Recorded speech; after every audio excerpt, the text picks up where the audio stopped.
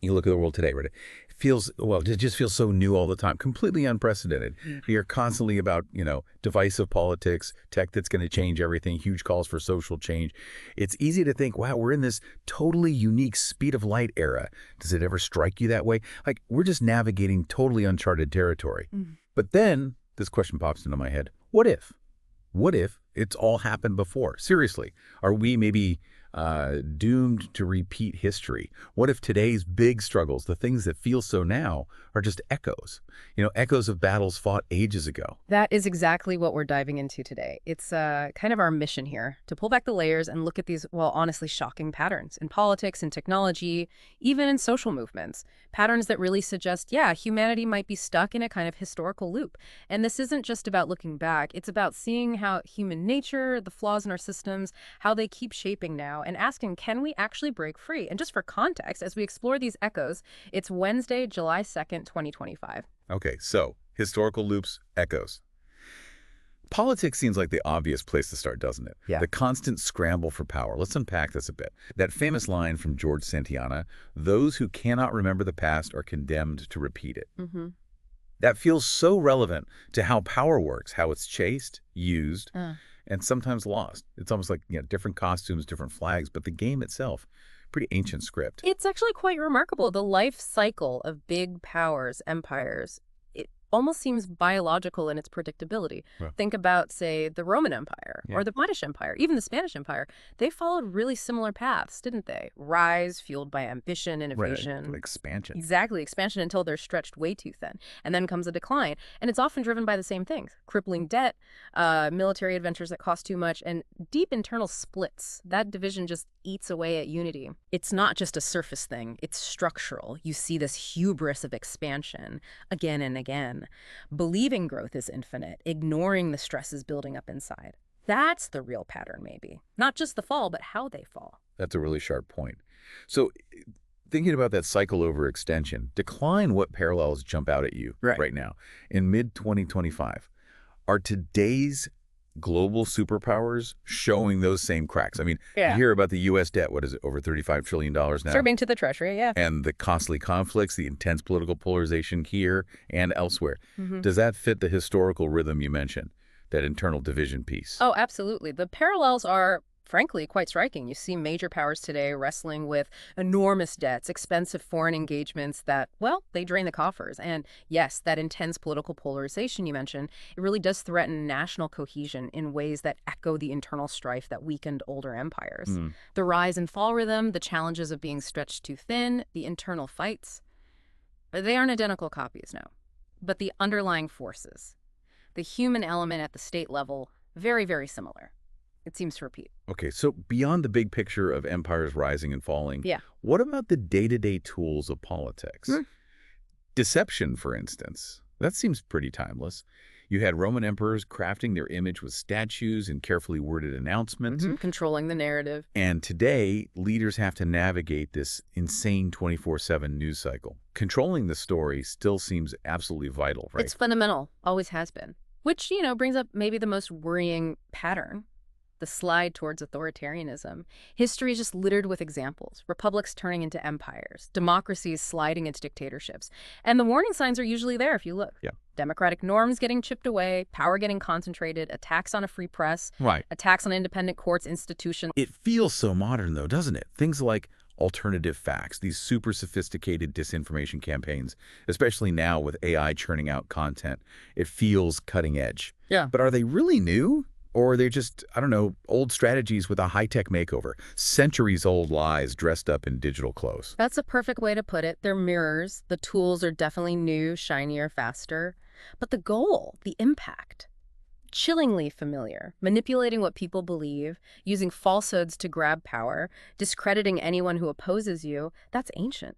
And connecting it back to today, those warning signs for democracy, they're flashing. You look at global democracy indexes, Freedom House tracks this stuff meticulously. Yeah. They show declines in political rights and civil liberties in, I think it's 30 countries as of this year, 2025. 30? Yeah. And that's not just numbers. That's a real erosion. It's history tapping us on the shoulder saying, hey, pay attention. Okay, here's where it gets really interesting for me. Technology. We always seem to hail tech as the great savior, right? pure progress, solving everything. Mm. But history seems to tell a more complicated story. Mhm. The tech is more like a double-edged sword. It ramps up our good qualities, sure, but also our flaws. Well, definitely. A classic case. Go back to the 15th century. The printing press. Absolutely revolutionary. It broke the elite's stranglehold on information. It helped kickstart the Protestant Reformation. Changed Europe forever. Huge impact. Huge. But that exact same tech, it also became this incredibly powerful tool for propaganda. And it fueled decades of just brutal religious wars. Imagine that whiplash. A tool for enlightenment suddenly weaponized. And the parallel with the internet today is just, Mhm. it's almost painful, isn't it? It was supposed to democratize everything, connect everyone, build understanding. That was the dream. But what we got, arguably, are echo chambers, maybe even more extremism, and misinformation that spreads like wildfire. I think I saw a Pew Research stat saying something like over 70% of U.S. adults ran into fake news in 2024. That sounds about right. So what does that tell us? Is it just that humans will always find a way to misuse tools, no matter how amazing they are? Why does tech progress always seem to stir up society like this? I think it tells us tech is fundamentally an amplifier. It doesn't have its own morals. It just magnifies what's already there in us. The internet's power to connect instantly. Combine that with our natural tendency to stick with our own tribes, to seek out confirmation. Boom, echo chambers. And this anxiety about new tech, that's not new either. Remember the Luddites back in the Industrial Revolution? Smashing machines? Exactly. Smashing machines because they were terrified of losing their jobs, their way of life being destroyed. That's incredibly similar to the fears swirling around artificial intelligence today, the whole AI displacing workers conversation. Right, and those Luddite fears weren't totally off base, were they? I mean, if the World Economic Forum thinks AI could impact, 44% of core job skills by 2027? That's massive. It is a huge number. It definitely echoes those past anxieties about automation. Right. But is it just the same fear again, or is AI somehow different, more fundamental? That's the multi-trillion-dollar question, isn't it? The scale, the speed of AI integration, yeah, that feels unprecedented. But the core dynamic, fear, disruption, adaptation, we've seen that before, just like steam power or electricity eventually created whole new industries, jobs nobody could have imagined. True. AI is doing that too. We're seeing totally new roles pop up, like AI ethics specialists. LinkedIn said those jobs increased by 25% just since 2023. Wow. So yes, displacement is real and scary, but there's also creation. It's complex, just like past tech shifts. What really gets me is how technology is always used for both freedom and control. It's this constant duality. You can trace it way back. Early censuses were for organizing society, sure, but also for state power. Yeah. Then you get wiretaps in the 20th century. Monitoring citizens. Right. And now, 2025, digital networks empower activists globally, let people organize like never before. Amazing. But those same networks allow for terrifying levels of state surveillance. You mentioned China's social credit system earlier. A prime example. It feels like this constant cat-and-mouse game, liberation tech versus control tech. Does that just highlight a fundamental, recurring human tension? It absolutely does. It's like a built-in contest. Every tool we create for connection or progress seems to get twisted or at least adapted for oversight, for control. It really speaks to that deep tension in society. Individual freedom versus the push for collective order, often enforced by the powerful. Okay, let's shift gears a little. We've talked about these big systems, politics, tech, but what about people power? Individual agency. History isn't just empires and inventions, right? It's also profoundly shaped by ordinary people challenging power, social movements. And these movements, maybe surprisingly, they often seem to follow predictable cycles too. Yeah, it's fascinating when you look closely. There's often a common rhythm. It usually starts with some kind of spark, right? An injustice that becomes undeniable, like the police brutality incidents in 2020 that just ignited things. That spark fuels outrage, which then leads to collective action, confrontation. That could be protests, could be bigger uprisings. And then here's the key part of the cycle. If the movement gains new laws, changes in public opinion, there's almost always a backlash. A counter-movement pushes back, tries to water down the winds, or even roll them back entirely. And you see that rhythm everywhere across time. Medieval peasant revolts, the civil rights movement, obviously huge changes there. And even Black Lives Matter today. I think I read an NAACP report from 2024 talking about how BLM achieved real policy wins. But the counter-movements have been really strong. exactly. Overshadowing gains, creating this constant push-pull.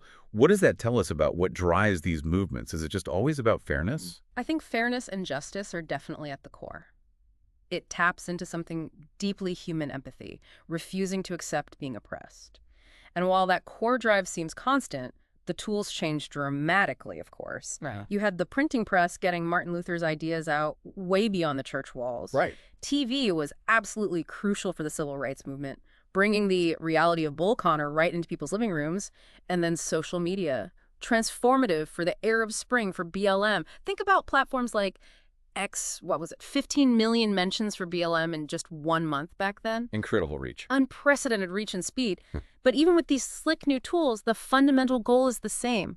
Get around the old gatekeepers, bring people together, demand change. And the response from the powers that be, the state's reaction, that seems to repeat too, doesn't it? Either crackdowns or trying to co-opt the movement. We saw heavy-handed force used in the 2020 protests in the U.S. Repression. But there's also that subtler tactic, right? Embracing the moderate voices in a movement to sort of sideline the more radical ones, basically try to control it from within. Defang it. Yeah, it's a classic tactic, been used for centuries, literally since medieval times. Manage the change, control the narrative. It really does feel like an endless chess match sometimes. So, listening to all this, these patterns in politics, tech, social change, what does it all mean for you listening right now? These historical rhymes, these echoes. If you find this stuff as fascinating, and maybe a bit troubling as I do, and you want more insights like this, more ways to connect the dots, then you should definitely visit Mind Expansion Daily. Seriously, check it out for great information just like this discussion. You'll find some really incredible content there. And hey, while you're there, please do like and subscribe to Mind Expansion Daily. It helps you stay informed, and it helps us build this community. So, back to that big question we started with. Are we actually doomed? Trapped in this loop, repeating history's mistakes forever? And my answer to that is pretty clear. Not inevitably, no. Yes, human nature, greed, fear, but also empathy and courage drives a lot of these recurring patterns. And yeah, systems, institutions, they often guide us down familiar paths because, well, it's easier.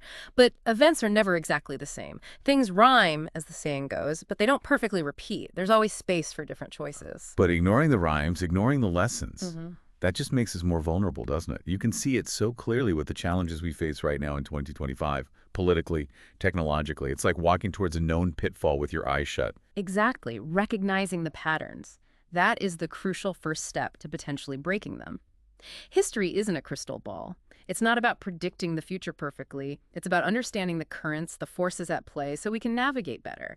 It helps us spot those early signs, maybe rising authoritarianism, or the unintended consequences of new tech, or the familiar shape of a struggle for justice. Spotting it early gives us power. The cycle only keeps going if we stay unaware, right? The power to actually write a different history, to choose a different response, that lies with us. Now, so the real question maybe is for you.